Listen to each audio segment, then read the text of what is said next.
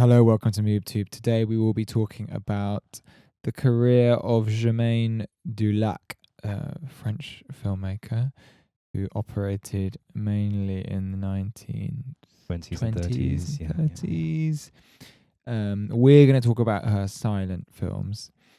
We're going to jump between. We haven't seen the whole trajectory of her career. We're going to jump between what we sense are the most important works of her career.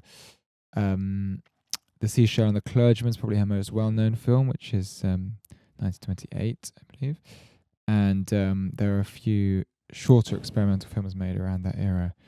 Arabesques and Disque 957. Disque, maybe? Disque. Maybe. Disque. HMV. Exactly. And one other one, Themes and Variations. Which is 1928. Yeah, exactly. And then we're going to talk about an earlier one from 1973, The Smiling Madame Beudet. Or actually, The Smile of Madame Beudet. Oh, right. It says here The Smiling. That's incorrect. It's 1922. I mean, let's start with that, because Germaine Dulac is she's a pretty pivotal, in some sense, influential figure. Slightly maligned figure in French avant-garde. Because she's not sufficiently I'm not making an id-pol point. There's a sense in which she anticipated certain developments in avant-garde filmmaking in Europe and experimental filmmaking in Europe. I mean, she for in a lot of ways, someone like Jean Vigo was considered a protégé of hers. Do they know each other? Yeah, they knew each other. He sort of, as it were, trained under him, or was influenced under her, and was influenced by her. Mm-hmm. And obviously, when you look at the trajectory of 1920s, 1930s, as it were, experimental avant-garde French film, or European, the European kind of art film, you think of people like Jean Vigo as being very much sui generis and kind of appearing, and maybe Jean Epstein as well. It's true. That's very much how Vigo is referred to. Yeah, because he came and went so quickly, I suppose. Yeah, but whereas someone like Germaine Dulac, is an interesting figure because she was the progenitor of a lot of this. She founded a production company. She was a film critic or theorist and wrote for magazines at times. So she was very actively involved in theorizing and mapping out the terrain of what filmmaking could be in the 20s. And this is after, obviously, France was the ground zero of the silent film, right? In a lot of ways, with Pathé and Méliès and all these kind of production companies at the turn of the century. Mm-hmm. The kind of incidental film, or the event film, or the kind of the display film, all these kind of things that happened. I suppose cinema began with Lumiere as well. That's sort of almost obvious. Well, Lumiere are really funny because they didn't give a shit about film. It's really funny that they publicly decried the future of film. They're like, there's nothing as here. An industry, or as they an said as an art form. They said there's actually nothing here, but that's why they were just train spotters. They were basically train spotters and worker surveillance, and then they decried the possibility of a future of art filmmaking and decided to dedicate themselves to making film stock and cameras, which is the biggest legacy. They were industrialists first and foremost. So every video they did was just like a kind of YouTube camera pretty test. much, yeah. They're if they were reviewing. Look at this piece of kit. Yeah, lovely. Can you just get out the factory? Yeah, good. Yeah, nice. But yeah, Germaine Dulac is really interesting. She kind of straddled what you would broadly consider to be, or was considered to be, the impressionistic film, into what was later considered the, I suppose, sort of avant-garde or experimental film, overlapping in a way with such figures as Fernand Léger or Man Ray or Kirsanov, all these kind of Hans Richter, all these figures who were circling the drain of avant-garde and experimental filmmaking. René Clair as well. René Clair, yeah, with more narrative kind of musical cinema. But even when he did Entre Actes, which was his sort of Dadaist work, which is not dissimilar from. They were all doing it, and that's the interesting thing, because they were all I guess the brevity and the excitement of the technology, because it was so new, was really interesting to them. And what I think there's something interesting about her, because she does straddle this bridge between impressionistic film and, which is a more, I suppose, non-narrative ambient filmmaking style that borrows elements from maybe surrealism or Dadaism, but is more in hoc to narrative filmmaking. That was what she began with in a film like The Smile of Madame Beudet from 1922 feels more conventional Yeah. in a way, even though it has striking moments. Mm-hmm. But then it's with the arrival of, say, the Clergymen and the Seashell that you see this really distinctively surreal, I suppose I mean that with a capital S, surreal, cinematic voice, and then creates a series of, like in the late 1920s, of films that feel similar to the films that Man Ray was making or Hans Richter was making. But actually, I think, as we'll discuss, no doubt, stand apart from those films in really interesting ways and were maybe more theorized, I think, than those works. She had a more cogent and comprehensive view of what a film could be or an experimental film could be. But this was your suggestion, I think, to do Dulac. It was actually a suggestion of friend of the pod, Nicholas Paneski, who may well be listening, who was curious for us all to watch these films and talk about them. But yes, so I mean, it's almost like her career was sort of the inverse of Vigo's in a certain sense, because Vigo starts with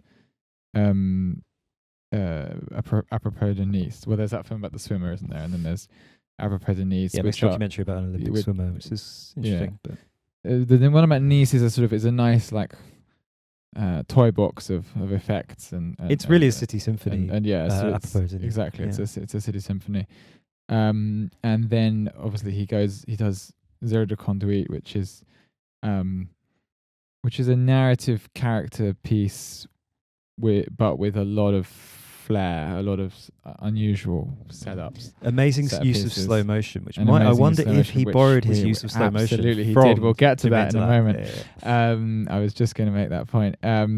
But yes, he goes into La Talente, which ultimately again has its flourishes, but is a more just human-centered drama, a very compelling and beautiful one. It's a sentimental film, really. Exactly, and in a good sense. But I think what you have with the smiling Madame Beudet, the smiling Madame Beudet, yes, is this sort of a bit of a clunky sort of one of those sort of clunky silent dramas where everything is told through sort of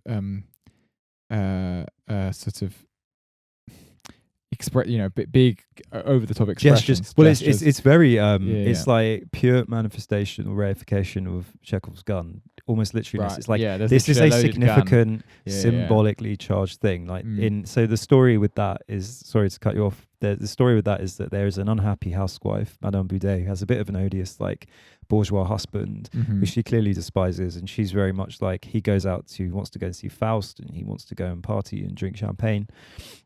And she he is really demonized in this film. He is made to look like a proper pig. Yeah, but I don't think he is in a way. I think there's an ambiguity around him. But what happens is that he has this really funny little bit he does where he has a gun in his desk drawer and he pretends to like kill himself all the time as a little joke. He wants to get his way. When he wants to get his way. If you don't do this, I'm gonna blow my brains out. Which is actually really funny. But he has this and a lot of the narrative is about her building dissatisfaction and unease with him, to the point where in a moment of desperation, she actually loads the gun with a bullet, which is very literally Chekhov's gun. And there's a lot of angst about eventually he's going to pull this trick again and pull the trigger, expecting there not to be a bullet, and blow his brains out. And that's kind of the story. But so she sort of put him on death row, essentially. Effectively, and she's agonized by this. She's having huge remorse. And I feel I wanted to re-soundtrack it with Rihanna's Man Down. No, you don't. I just shot a man down. I just shot my husband down. Could have been somebody's son. In the 18th arrondissement. Yeah, because it was really hamming up this sort of sense of the grief of a woman scorned, the sort of preemptive grief in this case. But yeah, it's a cartoonish film. It's a cartoonish film in somewhat in the mold of some of Murnau's work. I mean, but it's a bit Murnau, a bit Pabsty. I say this as a I love Murnau. I love The Last Laugh. I think I think it's a pretty crude version of something that has been done very well in the silent era. So I didn't love it, but I didn't really like it. But there were touches. What I liked, there were compositions that I thought were beautiful. There was some amazing use of depth and chiaroscuro and shadow to highlight particular gestures. So a hand holding a theatre ticket, hands playing a piano that was superimposed with hands that were clapping. Often there'd be parts of a body that would be lit, and say the head and upper shoulders and neck wouldn't be lit, so you'd get this kind of disembodied figure. Those elements kind of pulled out of this relatively ordinary narrative that felt like a von Stromberg film or something. These quite unusual compositions and bodies and figures. And there's also a couple, almost like this nightmarish dream sequence about, I guess, like 2/3 of the way through the film, where we see the husband kind of burst into the house through the window, and it's shot in God, that is pretty haunting. slow motion, which is something we'll talk about in a bit. So yeah, it's a relatively normative film that ends with a kind of happy ending, and well, not really a happy ending. It's kind of ambiguous. Like he shoots the gun at her. In the end, he turns the gun on her, but misses. Realizes that there was a bullet in it, and she's had a narrow shave with death. And then we see them kind of, he's comforting her, and she doesn't seem that happy because she's like, oh, maybe it would have been better if he just blown his head off. And then they kind of just wander off into the streets, don't they? It's like enormously inconclusive and dissatisfying for the viewer, given all the build-up. It's not Jean Dillman. No, right? That's the kind of the implication. We're not saying this as sort of auto misandrists. Far from it. Never that. But it just does narratively just lacks, which is a shame because clearly the skill is there technically, formally, and in a Seashell and the Clergyman, which is I think she does make a couple other sort of 40-minute. I mean, all these films we're talking about these two films we're talking about, Seashell and Clergyman, but some of her others are made around this time are basically under an hour, just over an hour. She shows extraordinary visual ambition in the Seashell and the Clergyman. Which, can you give us a brief summary of what the hell this film is about? So this Clergyman, Rav, c'est moi pour avant, s'il vous plaît. Ouais. Merci.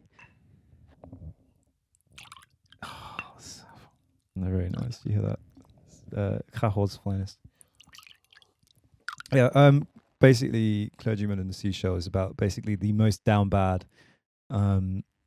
clergyman that's ever walked the planet the Earth, including vast swathes of the papacy. Who are down bad for children. Down bad for children. Sadly. We should celebrate this film. This is a priest who's actually lusting after a fully grown woman. Yeah. What this film is about. It's a step in the right direction. It's a step in the direction, definitely. Not towards the choir, but towards the pulpit. What this film is really about, it's a hallucinatory, elliptical, visually very arresting film of moments, of composed, I suppose, symbols. Mm-hmm. It's really a symbolist film in a lot of ways. It was based on a script written by Artaud, which kind of lends it maybe its kind of disorienting and very poetic edge. It's the actual narrative really is about a priest. It's not so much a narrative as a situation. A priest who lusts after the wife of a general. Mm-hmm. And much of the film is about him agonizing from afar about this beautiful woman who's with this kind of, again, big frog-like, there's a lot of projection here with Dulac's filmmaking, this kind of frog-like institutional figure of the general. And actually the general and the wife seem very much in love. So he's really this cucked figure who is kind of odious, and he's got this wispy hair, and he's like a really little weedy man. And the general's like a big beefy. He crawls across the street for her at times. He literally crawls across the street, but a lot is there's very little in the film that could be considered subtle. I was going to say subtle. I would say realistic or realist in a lot of ways. Like, it's not a realist film. Naturalism. Yeah, it's not a naturalistic film. It's very much like a sort of symbolically charged film.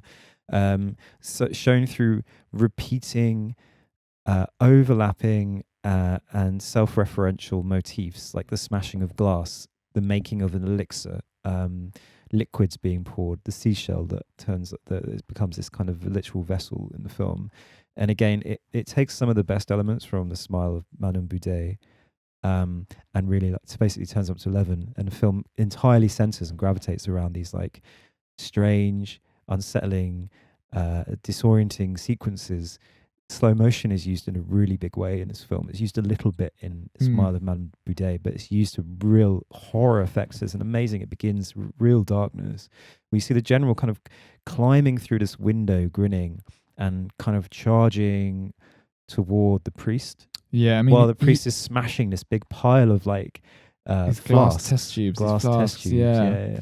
I mean, it really does have the disorienting, uncanny qualities of a very bad dream, and I think there's something about mise en scène here, and something about. That's a French word. It means putting it in the frame. It means sorry, we've gone a bit Kermode and Mayo here. What was that? I didn't do French. You should say what is it? Why is it called tar? That's very confusing. That's something that you put in petrol cars, isn't it? Tar.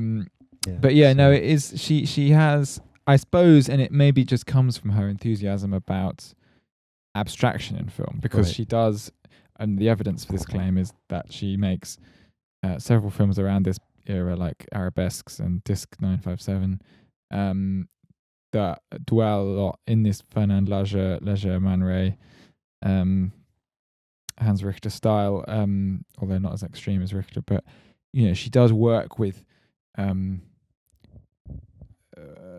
depicting natural phenomena with a closeness or a refinedness as to make it abstract.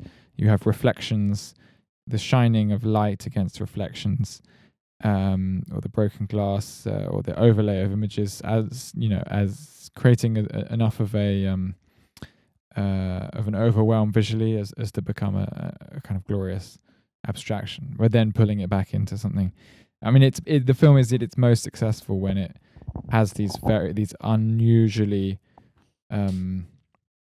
The film is basically at its most successful when it's most experimental. Yeah. But it particularly in these sequences like the smashing of the glass and the general sort of hovering, sort of floating through the world in this slow motion, this very uncanny silent film era slow motion, which, as you said earlier, Zéro de Conduite by Vigo in the early 30s with the pillow fight, the pillow moves fight into slow motion, recreates this. I don't think I've really seen anything shot on digital in slow motion mode that quite has this very strange walking through treacle style. Yeah, it's not slowness. Quite slow, because often with slow motion in a digital film or a prestige film is used to accentuate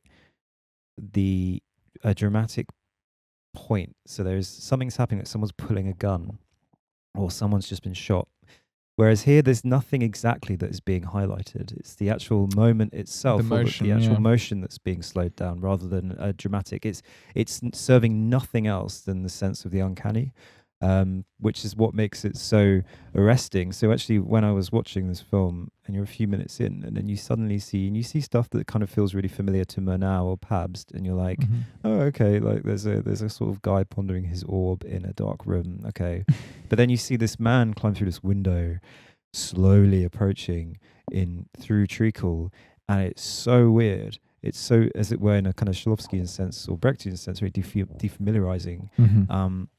It's really like not seeing. It seems anything. Not like what it is. Yeah, exactly. So there's a real sense of like visual playfulness, and I think there's even a sense you could argue this is actually quite anachronistic. Like I think in a way this is like a good 7 or 8 years after a lot of this this had been done. So in a way, I think she's almost paying homage to a particular typology of specifically German filmmaking.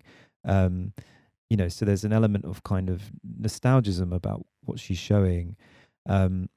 There's also some kind of visual trick, and the reason I'm going to reinforce that is because there's some amazing moments of visual trickery.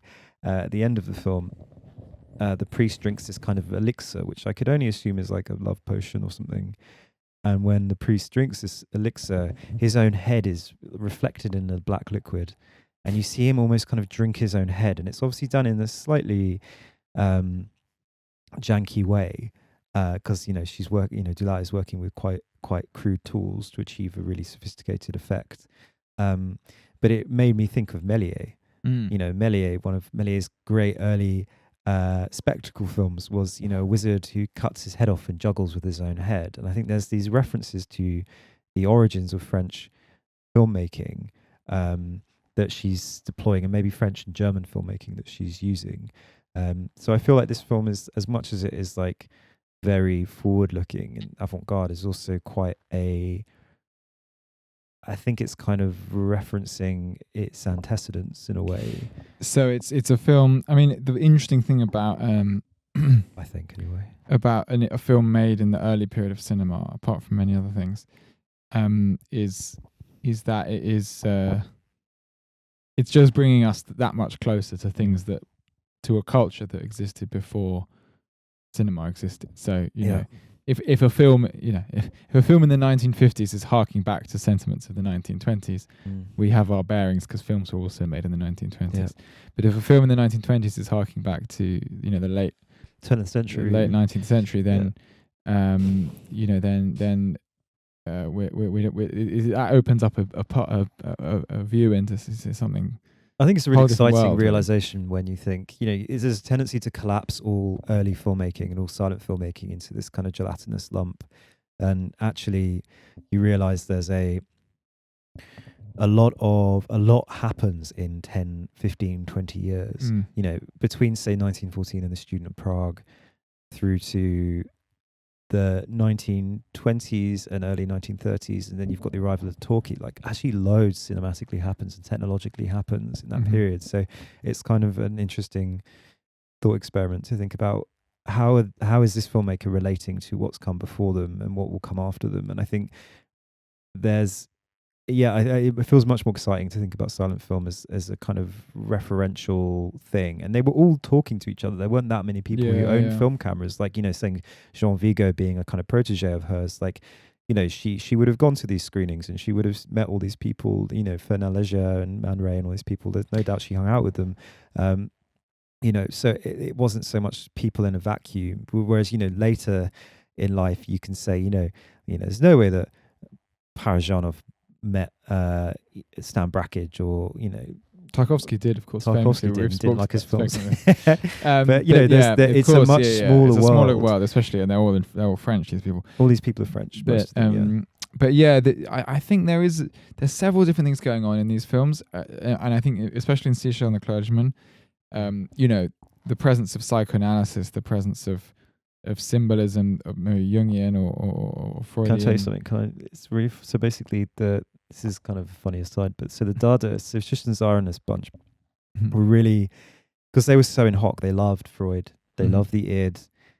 They really wanted to like create a dialogue with Freud, but Freud was so disinterested in them, right? And found it all a little bit horrifying in a way. So I think Tristan Tzara hung out with Freud for an afternoon, and there's like they had a really like bad day. Who is Tristan Tzara? He was like one of the leading figures in the Dadaist movement, basically. So I was involved with, like, you know, in Vienna and then Paris, and was this very mercurial figure.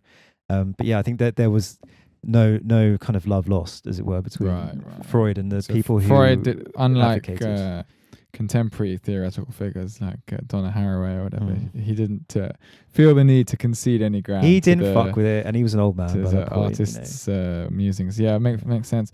He was not going in for elder abuse. But yeah, no. So I mean, yeah, it's interesting. So you've got psychoanalysis in the water. You've got Dadaism, the ability to collage. I mean, the film that comes to mind strongly around this era by Dulac is Themes and Variations. Yeah, which is a film that constantly juxtaposes basically two different subject matters: machinery and the dancing. And in this sense, it's pretty similar to Ballet Mécanique by Léger. It has a sort of it has, to me, almost a didactic. The energy of juxtaposing these two things feels a machine and a dancer. A machine and a dancer. I mean, I'm not saying it's saying, oh, aren't dancers like machines, because like ballet dancers because they've been trained so much or whatever. But like it loses this. To me, the beauty of a juxtaposition is not being able to collide two ideas. I find this kind of boring because I know I can understand. I can think for myself. I can put two ideas together myself. I can attest to that. But the poetic potential of putting together, juxtaposing things in a way that doesn't necessarily tell me why these things relate, but allows me to feel their relation in a kind of ineffable catharsis. That is extraordinarily meaningful, and that's something Dulac achieves much more strongly in Arabesques, which is something she lacks here. She do lacks. She do be lacking. She do be there. We got there in the end. And it's a Germaine point to make. Yeah, it really is. Which, because in Arabesques, you know, I'm just going to skip to it. We have a VLC playlist, which is sort of obviously we paid for all these films using legitimate streaming services. Actually, no, the thing is, you're mentioning ballet mécanique, and I think there's an overarching. So how do you because the thing is, I mentioned that she theorized her filmmaking and thought it through in a way that maybe the pure imagists and the rhythmicists of like Leger and Man Ray didn't necessarily think about. And so her approach to her filmmaking in this period, in this kind of more experimental period, this textural period, was to a thing she called the integral film. And she very, much said that she through the kind of slamming together of two juxtaposing ideas, she wanted to kind of explore a kind of rhythmic. It was like a rhythmic exploration of two motifs. This is something she said in her theory. Yeah, so she called it the integral film. So these later films in late 1920s form part of her integral filmmaking period. But yeah, there's this. And this differs from Leger. Well, I think with Leger, like when I in like the group chat, I said, the thing that Leger, Man Ray, and Hans Richter, well, no, actually not Hans Richter, maybe so much. Were doing was they were really interested in what the camera could do as a technological device. I think what Dulac is really interested in is what the eye can do and the kind of associations an eye can make. And it's maybe not as present in Arabesques. In Themes and Variations. It's maybe more obvious in Arabesques, which is a film that explores motifs related to nature, growth, kind of flicker effects. It's a much more ambiently pastoral film in a lot of ways. Yeah, I mean, it may be... It's very different from Leger, who's like, that's what happens if we put a camera on a pendulum. What happens if we film something through a refracting glass? What happens if we do this? So their film is really a toolbox of experimental devices that are strung together. It's amazingly influential, ballet mécanique, but it is like not cogent as a film, whereas at least Themes and Variations is very... Like I said, Ronseal does exactly what it says on the tin, but it's a very cogent, a proof of concept about what film can do to collide two visually distinct but overlapping ideas. Yeah, but you just end up feeling like it's been hammered home. It is. It will last Whereas way too long. Arabesque, I appreciate what you're saying about it being a pastoral. I mean, I guess it does basically. I guess everything in... Well, you do have this sort of disco ball thing. I mean, Arabesques is to me... whether by accident, through accident or design, right, like a very beautiful collage, like a very beautiful... It reminds me the most of like Tarkovsky's Mirror or something in that it glides between images that share a momentum. Doesn't it remind you more of like Brackage's Anticipation of the Night? It does, yeah. Yeah, it reminds me. It reminds me the most of like the Brackage that feels least sort of conceptually more. Yeah, like early Brackage when he was like really mentally ill and trying to kill himself. But yeah, exactly. Like is Anticipation early? Brackage is Anticipation. I always forget how early all the Brackage films are. Like I forget because they're all color. I think they're all like they're not all color. No, I know, but film is a lot of the early ones are color. Yeah, like he started shooting color really early. I forget that they're all in the 50s. But yeah, like exactly. So Anticipation of the Night, which is a stunning film, and that's based on a poem, and that has like clearly has ideas behind, like, momentous ideas behind it, but it manages to avoid some of the sort of strange sort of adolescent dogmatism of his own writing about film, and just has this extraordinary momentum between images of different content, of different, I mean, Anticipation of the Night, you have this you have camera movement that contrasts. You have sort of a shot that sort of seems to be swinging like a door, then you have a shot that's going past a landscape on a car or a train very quickly. And you have still shots, or you have reflections. You've got carousel exactly, with children playing. Exactly, there are all these like these different but similar motions being constantly put beside each other, Yeah.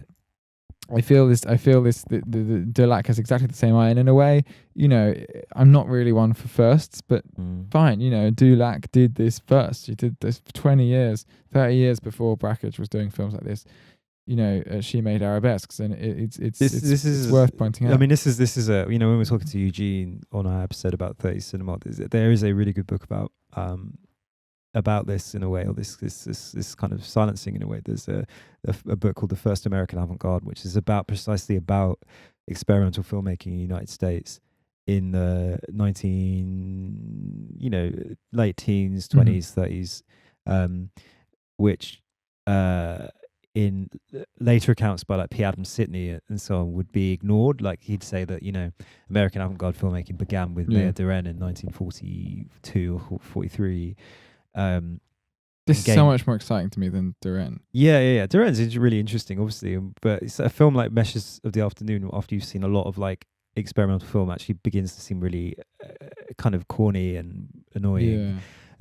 Still a good film. A good film. But there's like a sense that 30 years before Maya Deren was doing that, there were people like Dulac who were making, and in America there are loads of really interesting filmmakers as well, but there was a preliminary avant-garde that preceded all of this, and Dulac is definitely one of those. And I think there's I mentioned this kind of pastoral quality to a lot of these films. She brings in so something that happens in Themes and Variations is the machine and the dancer are slightly replaced by images of nature, and there's a kind of a dialectical filmmaking in a way. It kind of resolves itself into nature and growth and buds, and that's something that Arabesques has. And I also can't remember if that's something that Disc 957 has or 597 has, because that's much more a musical film. Was it like Chopin? It was or based something? on a Chopin piece, although I don't think it's meant to be scored to Chopin and Screwed. Chopin Screwed. Very good. It's a very observational piece because it's revolved around playing a record. Again, these are sort of like such it's like classic 1920s moments. You're like, I can play a record. This is something that is I don't know when people started buying records, but it was. Should I just make up a date? Yeah, I don't know, right? It's like new in the 1920s. No, records were like when you first got like the gramophone, and you got these home gramophone shit. There were various versions, like the Edisonian one. I think like late 1800s, you could start buying like little records that you could play. I mean, I still find it pretty amazing watching. I mean, I find it more insane than the fact that we're recording this onto like a Zoom recorder. There's no magic and beauty in digital technology. Yeah. Like vinyl is extraordinary. There's this tiny needle is picking up tiny vibrations, and it can make actual like. It doesn't make sense. Music, sound. Well, so the thing about a lot of filmmaking in the 20s that's like experimental filmmaking is that it is really, whether you're looking at Russia or France or Germany or America, there are certain motifs that come up all the time, and they are machines, gears, levers, revolutions, by which I mean a literal, like a disc turning or something, or combustion and steam power. There's all these things, and so many filmmakers come back to them because it was like their milieu that they were reflecting about. This was exciting shit. Cinema, man with movie camera, like cinema was inherently tied up with modernity. That's why I've always said personally that film is the only modern art form. All other art forms precede it. Everything else is ancient. You've got ancient art forms, and it's actually what Dulac called the seventh art, which is film. It is a inherent. Did she coin that phrase? She didn't. It was a group of people around her, but that was what they referred to it as the seventh art. That was when it emerged. It's and it's true. It's like it's the only modern, and it will be the last modern art form. It's the only like art form like modern man has ever created and will ever create. I believe. What are the other art forms post it? There are none. Everything is just a reimagination. Like doing shit VR. Doing VR, which is just film. It's like by the means, there's it's the only one we'll ever create, which is the burning of light and shadow onto celluloid fundamentally, which is like the only thing, our only real creative act as modern humanity, right?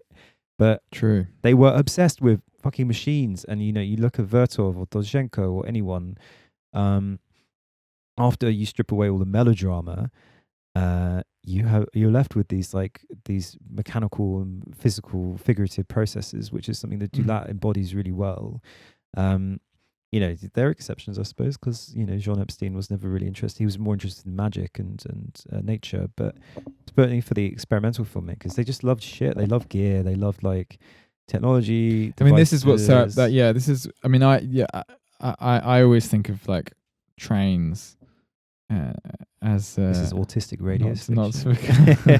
I love trains. I think of trains. I think of not to go Francis Bourgeois or Jeff Marshall. Yeah. I would say. Oh well, deep cuts. But the first major film made was a film of a train, and the action of the train, the film going across the spool.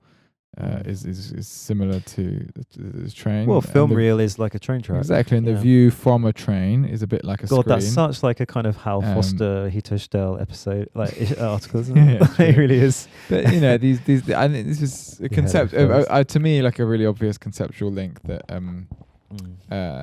that I enjoy because because it's an inspiring link. It grounds cinema in the modern. And also tracking shots are still. I don't think anyone's really improved on the tracking shot as like it just to me it's like I was really disappointed in Berlin that there weren't that many tracking shots. It's weird in the because the new films that we saw, because the tracking shot is the most uncanny, the most beautifully uncanny form of movement. We are moving forward in a more steady rhythm than we feel when we're walking, but our eye is tethered to a point, exactly. And this is extraordinary, and that is like a train, but that static movement of wheels on straight track is that's the Industrial Revolution. It is, and it's actually something that like there was very little of it at Berlin. It's funny because I was even watching like Akio Josiji yesterday, and like a film like Mandala, which is actually really uneven and slightly annoying film, but there's some incredible use of tracking shots, like almost too much. There's almost too much amazing tracking in it. It's a bit of, that film I only watched half an hour of it, but it seemed like a triumph of style over substance that was nevertheless triumphantly stylistic. It is, yeah. So you put it as like a Pinterest board of kind of blocking, and it's an exercise. And if you want some great ideas of what you can do expressionistically with blocking, it's a great film to watch. But or your Polés, or maybe your Godard, or there's so many René as well. René, beautifully understood the tracking shot as a vector for memory, as a way to feel how we feel things. Because it's familiar but also very unnatural. Exactly. The tracking shot, and I think that's what's so powerful about it. And it's funny that you don't see it, because I guess things like the gimbal have overtaken. True, and people simplistically. DJI are responsible for all this. Those cunts at DJI. They need to be sued for aesthetic crimes. Oh no, wait, sorry. Too far. I think there's something. People assume that the over-the-shoulder rig or the gimbal or whatever is a sort of is a kind of is like, because it's more naturalistic, is a sort of solution. The idea that the track is just a kind of oversimplified gesture that needs to be improved upon. I guess the problem with the track is problem with the track, I suppose, is it's industrially complicated for modern film crew to do it, when you could well argue that we have a Ronin or a gimbal setup or a chest rig, so we can kind of approximate it. But the difference there is like no matter how good your camera operator is, there's always going to be an element of natural rhythm, because it's copying the movements of a body rather than of a train. Yeah, and that's what lots of filmmakers would probably want. But what's beautiful about the track is that it embraces the natural artificiality, embraces the inherent artificiality of this mediation that we're experiencing, and creates a kind of catharsis from it. Very important. One other thing I wanted to say just about surrealist films. Go on. Because we have the main reference point, main touchstone for this era is the collaborations of Buñuel and Dali. Large Door, as I like to call it. Large Door, the Golden Age. Shut the large door. Yeah. But prior to that, Un Chien on the Loo. The Dogs on the Loo. That's literally what it means. Yeah. And these are films which share this kind of flair for visual effects, but unfortunately, I do have many good things to say about Germaine Dulac. I haven't seen it for a while actually, but it doesn't have what Seashell and the Clergyman really brings is a kind of joyous the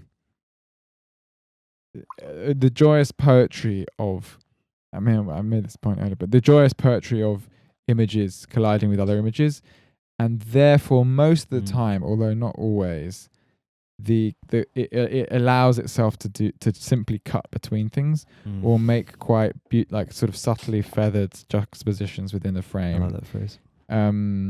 Which phrase? Subtly feathered. Yeah, because there's this sort of feather. Yeah, exactly. Yeah.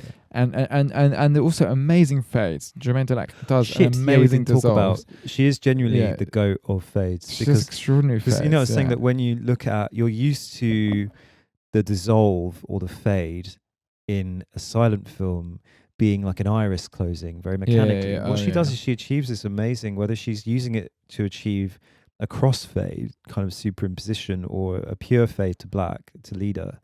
There's an amazing subtleness, and I hate, I was saying this the other day, but I know she's a woman filmmaker, whatever, but you juxtapose her to the more mechanically minded Leger and Richter and so on, and even Alexander Hamid. There's like an organic way that she fades that they don't have. So they're very soft and lustrous, these fades. It's like almost like a wave washing up a beach rather than a mechanical iris shutting.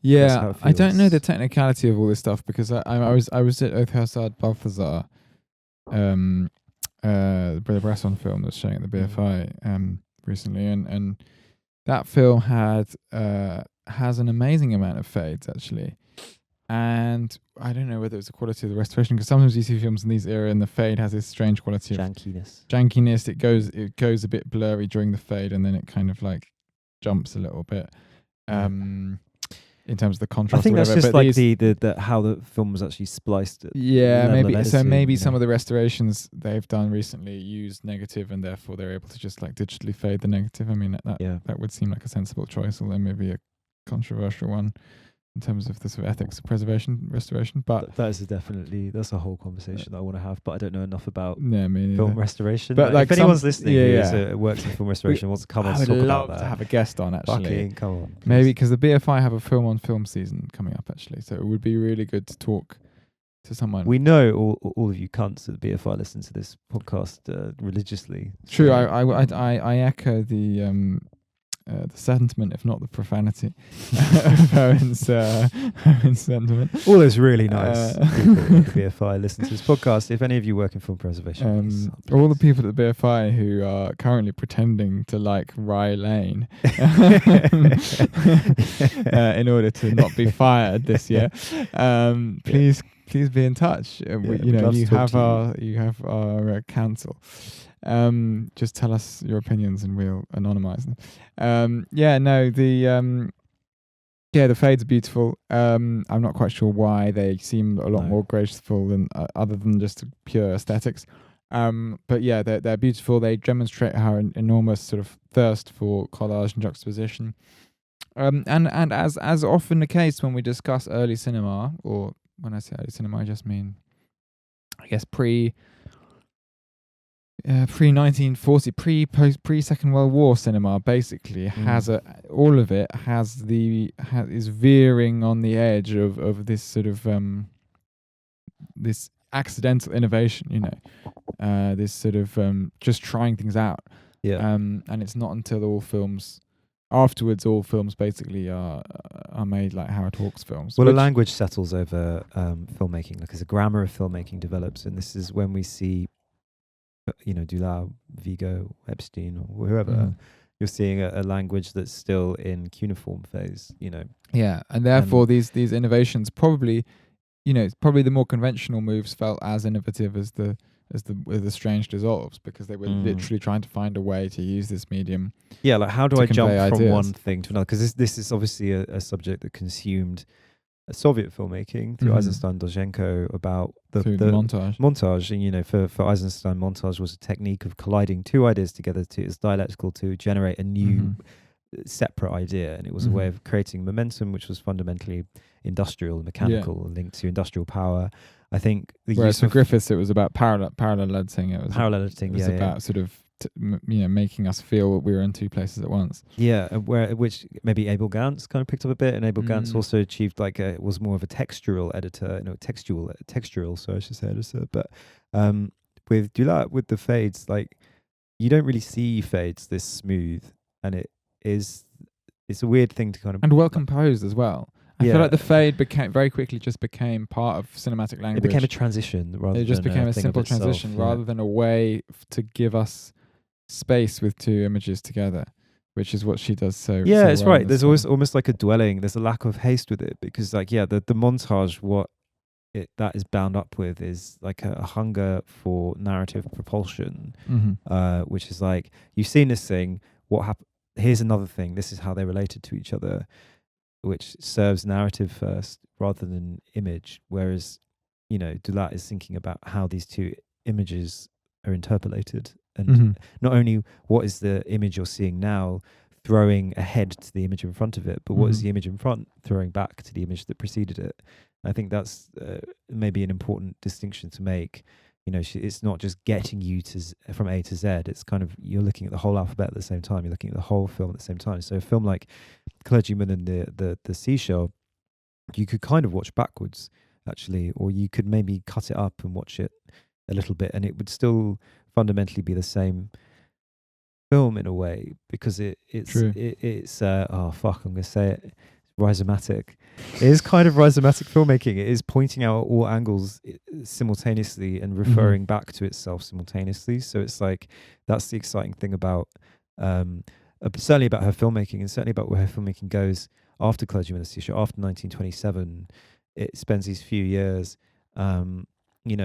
exploring things that feel very unique, and in a way that film feels more competent, maybe even than that's what I'm saying. There's an element of unfairness in a way that something like Vigo is so strongly, and Vigo is obviously an insanely good filmmaker, incredible filmmaker, but there are other fish in the sea in the 20s in France who were making. Yeah, I feel like the romance of Vigo's early death and his kind of in many such cases, the kind of brevity of his output has perhaps elevated him above contemporary figures like Epstein and Dulac, who I think also had loads to say, but maybe had a bit more of a what's the word, an unfiltered output. Did some quite conventional stuff along with the innovative stuff. I don't really know much about her later career.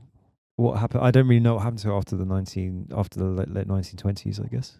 Yeah, I guess we just neither of us watched those films. We didn't make it that far. Sorry. So that's okay. But that we have not been given to believe that work is as significant. So we shall see. But this is a real, like, who knows? Maybe in a year's time we'll be doing part 2 of Germaine Dulac. Part 2. I mean, there's a real, like, there's a great evening to be had with, like, maybe certainly with, like, the Clergyman and Seashell and these three kind of textural integral films, and maybe Smile of Madame Beudet. Like, you've got a couple of hours of film. None of them are extraordinarily long. Clergyman's 42 minutes or so. None of them are longer than 45 minutes. The kind of experimental films are like 4-7 minutes long. Exactly, they're so much fun. Someone should really do a screening of just like an evening screening of like of these close-up cinema. Totally, and I'm surprised that Seashell and Clergyman didn't, given the sort of at times insincere lust for gender equality in the canon.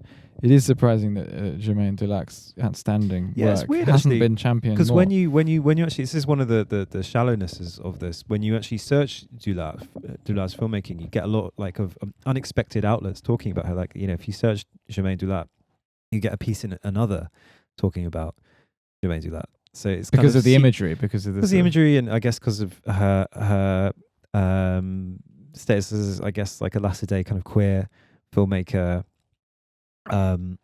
It's just amazing, these superimpositions. There, we've got it right now. It looks we're amazing. sorry, we just got a bit of Seashell Clergyman just on screen right here, where he's like holding this what is this in his hands? It's like an island made out of glass. An island made out of glass that's like floating in his hands. And I think this is the thing. There are so many films of the silent era that do superimposition in a clunky way that maybe at the time people were kind of like jumping out of their seats, that like something that wasn't there was made to be there.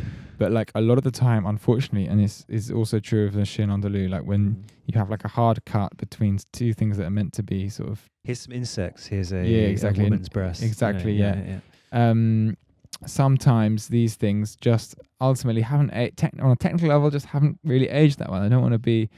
I think they were always messy in a way, whereas you looked at the use of superimposition in Dulac, and it's so most subtle. of the time, about 80% of the time. I mean, sometimes she does just do a clunky thing because it's hard badly, to do. It's like you're doing this physically with literal celluloid in a dark room and trying to make these two images coexist together on the same plane. Like, that is insanely hard. But at her best, she does it. At her best, she manages it because she's not going for similitude. She's not trying to make it actually look like this has happened. She's already trying to create an image that's just remarkable, and that's what she achieves with these quivering reflections and juxtapositions, and these overlays that she does. She's going for something that isn't.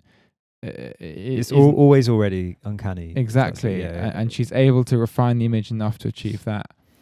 But anyway, it's funny. In a way, it's funny you say that, because there's I think people had got hot to it by now, because remember, like, cinema audiences in the 20s, this was cheap entertainment. Maybe they weren't necessarily watching Dulac, but I think things like technologies like superimposition by 1927, people were like superimposition natives by this point. Say if you're like a 15-year-old kid or 12-year-old kid or even 18-year-old, you've been going to the cinema your whole life. Maybe multiple times a day, or certainly once a week.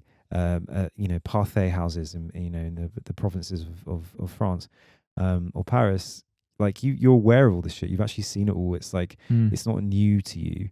So I think the actual idea of shock fades quite quickly, because people normalize to new technologies very quickly.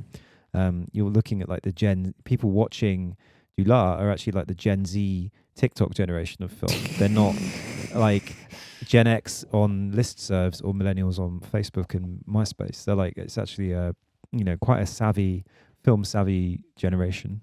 True. God, that's so anachronistic. I feel dirty. It was a bit dirty, but I feel like we've lost touch with it. We've become more naive to it than people who were around when it came out. I felt this when I revisited Gance's La Rue recently. The kind of techniques that were being deployed by filmmakers of the 1920s, the good ones, far more innovative and exciting and energizing as a filmmaker to watch than literally anything being made now. If you're going to the cinema in the 20s or 30s, you're on a weekly basis being exposed to an insane amount of sublime beauty and inventiveness in a way that you're just not. And maybe that's normal for the first few decades of a medium. New art form, But I still think that there's an unjustified conservatism that's taken over in the past few decades. Nevertheless, Germaine Dulac's films are available to watch on YouTube for the most part. Maybe Uwu Web. Uwu. Ubu Web, of course.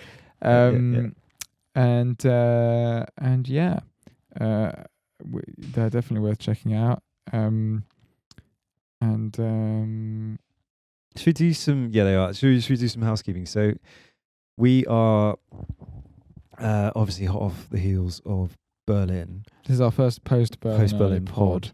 We're feeling a little bit rattled by life, but we're on an upswing. What we do have in store, in a very bigger sense, is that we've got some upcoming stuff. We, at some point soon, will have our Hushashen mega episode. This has been much threatened. It's much threatened, and it will fucking happen. When Century of Sadness comes out on Blu-ray on the Resto, we will buy it and we will watch it and we will record our bumper fucking episode of Hu Xiaoxian. City of Sadness. Sorry. Century of Sadness. Triangle of Sadness. Triangle of Badness. So there will be that. We have some coverage that is going to come out at some point about some films from Kinoteka Polish Film Festival, which is ongoing at the moment. Yes, check it out. There's plenty to entertain yourself with. I think there's like tickets all over London. Basically, we're certainly going to be at Riverside Studios on the 24th and 25th for a couple of screenings. I'm doing some Godard, and then we're going to go hard for Skolomovsky. Yeah, we will do a Skolomovsky episode. So we'll do a kind of keynote. We'll do a little review of some of the newer films in the Kinoteka. Yeah. So that you can, hear about these films ahead of their releases. Some of them probably will get some sort of distribution. Well, fucking Bornholm, which we will talk about, has got a UK distributor now. So that's okay, great. So I also that's going to happen. So we'll be reviewing fucking Bornholm. We'll be reviewing what's the other one called? Shreds. Illusion. Shreds and Illusion. And Treads. Threads. Second Polish film called Illusion. I think it was Zanuski. The film. I think this is Zanuski, yeah. Oh no, that's Illumination. Sorry, my apologies. It's all the same. Words. Words. Adieu to language. And I will also say on a bit of personal news that I soon have a chapter in a book coming out, which is being released through Vanguard Editions. Very good. Which is called Hinge of a Metaphor, which is going to be an insanely dense and good book about film. I have a chapter in there on Jean-Daniel Paulet. Very good. And someone you're quickly becoming a world expert. I'm like the only person that's interested in Jean-Daniel Paulet. But there's an article in there about Jean-Daniel Paulet and his use of mirrors. And his figurative use of mirrors. So yeah, that's going to come out in April. Reflect on there.